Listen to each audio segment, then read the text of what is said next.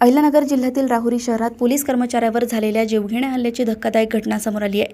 Green hotel चौक परिसरात 7 ते 8 जणांच्या टोळक्याने पोलीस हवालदार विकास वैराळ यांच्यावर लोखंडी गज आणि लाकडी काठ्यांनी बेदम मारहाण केली। हल्लेखोरांनी त्यांचा गळा दाबून जीवे मारण्याचाही प्रयत्न केल्याचा आरोप करण्यात आलाय।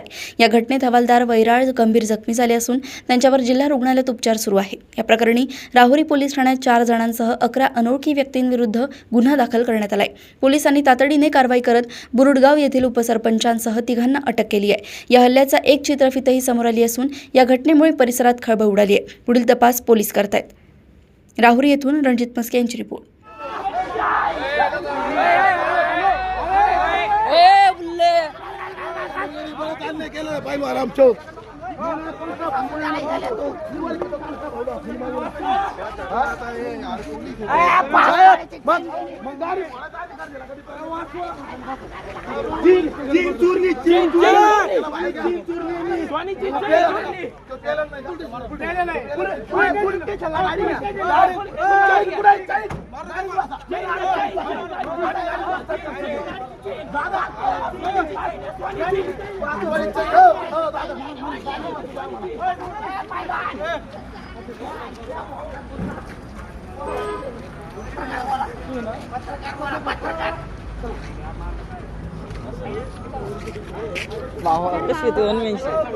अशाच बातम्या जाणून घेण्यासाठी बघत रहा दैनिक समतेचा आवाज आणि बातम्यांना लाईक करा, शेअर करा आणि चॅनलला सबस्क्राईब करायला विसरू नका।